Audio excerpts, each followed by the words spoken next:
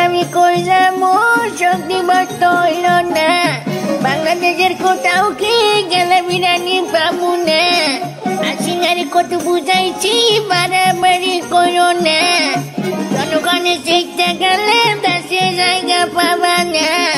কোনো কথা না শুনে শেষ পর্যন্ত পলাইলো এখন আওয়ামী লীগ করছে 15 আগস্টে শক্তি বস্ত হইল না বিরিয়ানি আমরা কই পাবো